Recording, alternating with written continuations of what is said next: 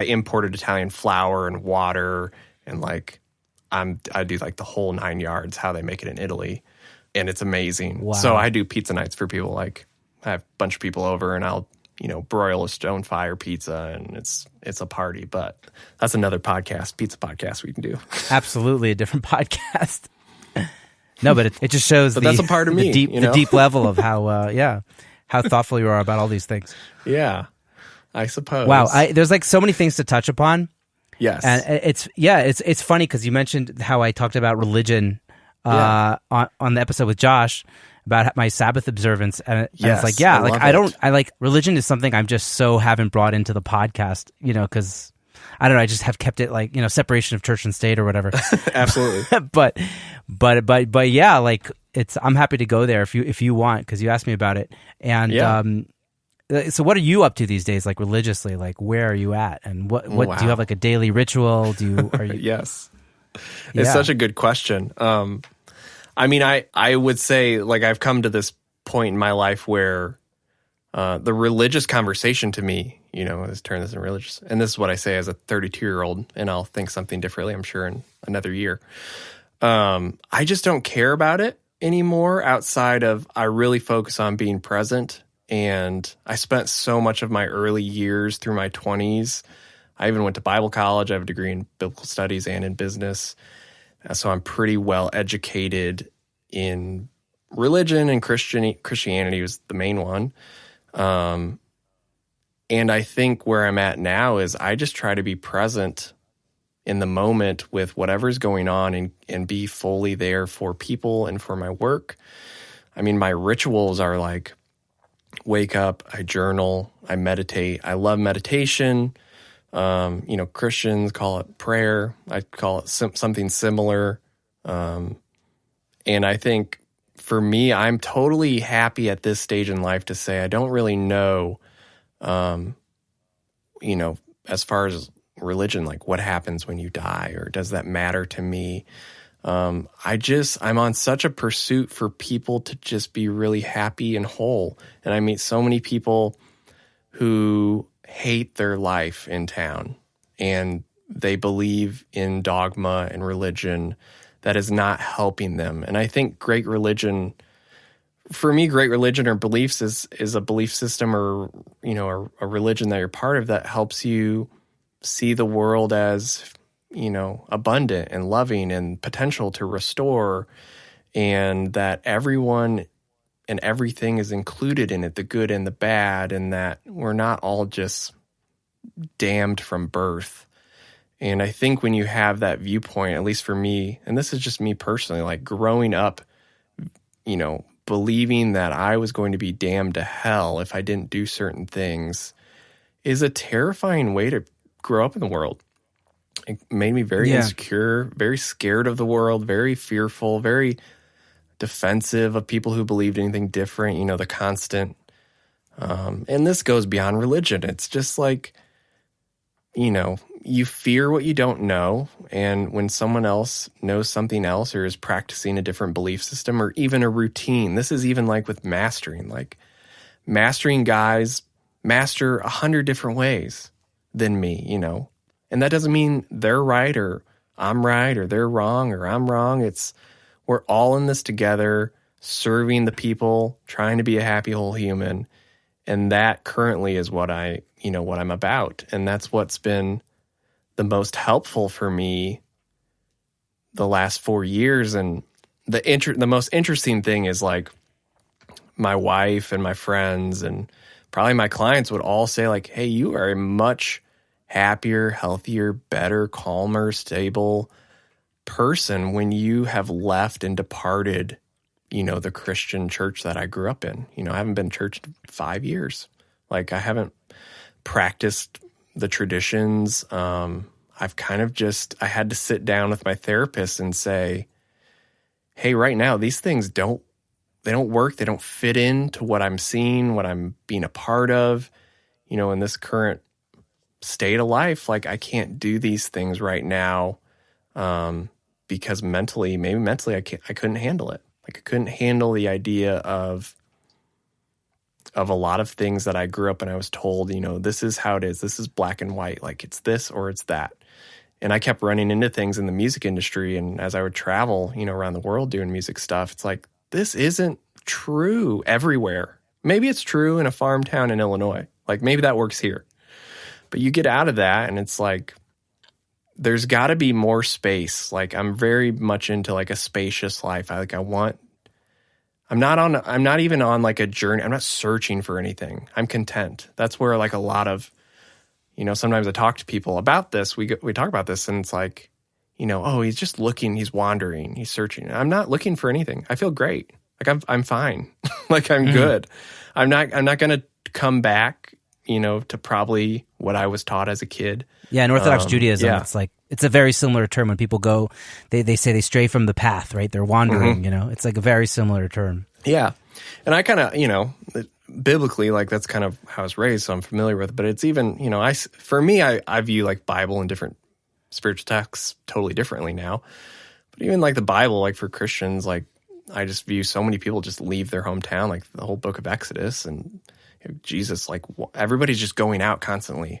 And sometimes they come back, sometimes they don't. But the majority of, I view the Bible now is like, it's just all about expansion. It's all about love, including expansion. And, we live in a society that has, I'll say the word hijacked the good to have control and power. And that goes all the way into the music industry. Like it's all connected and it's all a part of everything. And I'm okay with it all. But as far as like what I believe, I don't know everything I believe. Like I know what I believe today. I believe that, I want to talk to you and learn from you, and I want to interact with your audience and learn some things and gain wisdom. And that's enough for today. That's plenty for today. Like I don't think about really much past like the current hour. Wow, that's awesome. Because I don't need to. Like what else am I going to do? You can never be in the future. You can never be in the past. You only have now. We've got future and then we have past memories. And, even when we started this podcast, that's a memory now. Yeah. It doesn't exist. It's gone. Who calls this time traveling when you're not when you're thinking about like the future or the past? Like exactly. And that's kind of, for me when I was in therapy, when I was, figuring out why does my religion, the way I was raised, why is it giving me so much stress? Why is there such friction? And my therapist just helped me see like, the way I was raised was you're either always thinking about the future, heaven, hell, good, bad, what are you doing? Which is just anxiety. Anxiety is all about future-based, the what if, what's going to happen? And then within my, upbringing in the church, like Christian church, it was always about you're thinking about the past. You sinned, you were a bad person, but now you're a new person. But you're saying like every Sunday you would sing about how you used to be a terrible person and now you're a new person looking forward to the future. So it was like, he was like, you're just stuck in this, it was basically purgatory. I'm stuck in thinking about the future, always, the what ifs, which is anxiety. And then I was always reminded of my past depression. Like depression is very much a past focused thing where you think about a different time, a better time. What if it could go back to that? I'm stuck in this past. Depression is heavily rooted, nostalgia. At least for me, was about, a better time when I was supposedly happier or different, or I'm grieving something that's gone. And then anxiety was all about what is coming in the future.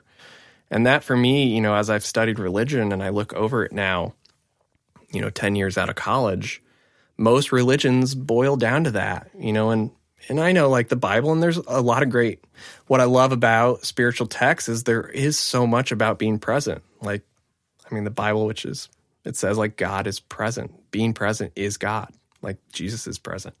Or like in other religions, like it's, meditations about either an emptying of yourself, being present with yourself.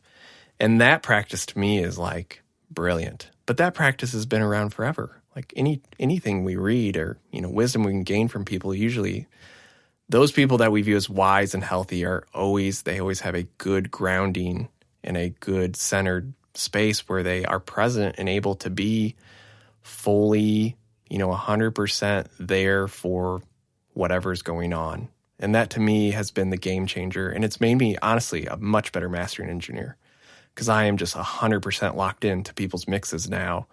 not thinking about, yeah. you know, I feel like you're doing this, like you've gained these like presence skills in like probably the hardest 4 years of the universe to have presence, with like the rise of like social media and WhatsApping and all that's like, how do you keep it all together when the world is distracting you probably in every angle? It's very easy. It's just called discipline. Like it's easy in that I schedule most of my life. If you follow me on Instagram, like I post my schedule every day except for Saturday, Sunday, because I take those off as rest, like a Sabbath, Nice. But from 6 a.m. to 5 p.m., I give you what I'm doing that day. I started doing that 3 years ago, and you can see what I'm doing through the day. And I schedule social media time.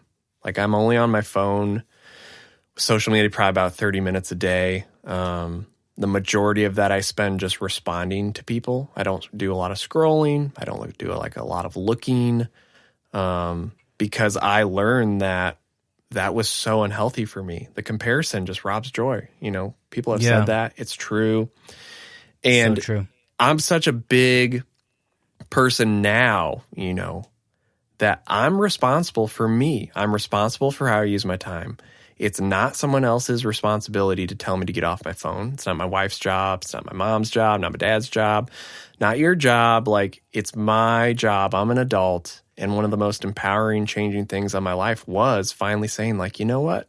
There are a lot of things I do that are not great, and no one else is forcing me to do them but myself. Like, I'm choosing these things, as a coping mechanism or, procrastination. And social media, for me, is a wonderful tool. Like the community that's been created in my life off social media is insane. Like I love it. But I just started creating boundaries in my life with everything I did. And it's not like a rigid military discipline, like, oh, if you screw up, like, shame on you. There's none of that. Right. That's just the opposite of what you're trying to attain now. Yeah, exactly. It's the opposite. But there's freedom in discipline. The freedom I desire in my life has only come from having a routine that allows me to take care of myself and then, best serve my clients. Because anytime I work now, they're getting the best of me. I'm rested, I'm sober, I'm healthy, I work out, I'm eating the best food I can, I have good relationships, I'm, educating myself, I'm surrounding myself with the best people I can. And that all those little habits, it's the things that most people neglect, or it's the easiest things like social media. Like you have the freedom you don't even need social media. If you don't want it, don't use it.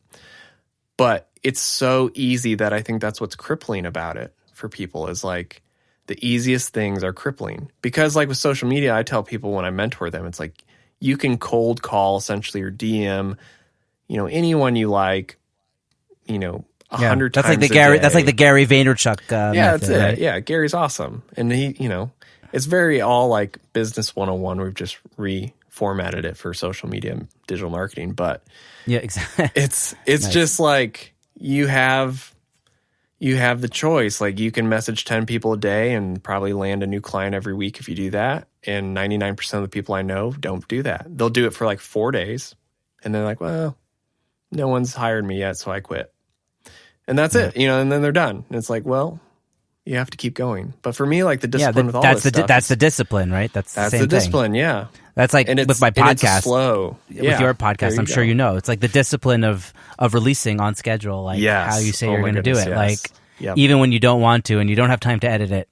Yes. And you have to squeeze in that edit. And it's crazy. Man. Right. So that's... But you put out another episode, and then that brings you one step closer to there like... you go. And that's all reaching we more can people do.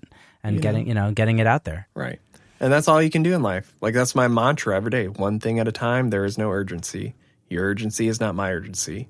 And that mantra I recite every day. I write it down every day. Keeps me just here. Like once again, that's the discipline. Like how do I not spend all my time on social media? It's not on the calendar. I don't have time for it. I have to do this podcast. After this, I need to master some records. After that, I need to go unpack my kitchen stuff because we just moved. After that, I'm going to watch the last Twilight movie again because I'm rewatching Twilight with my wife because that's what we we first got like dating, married, we are engaged. We were watching those, so we're doing a nostalgia thing. And then I'm going to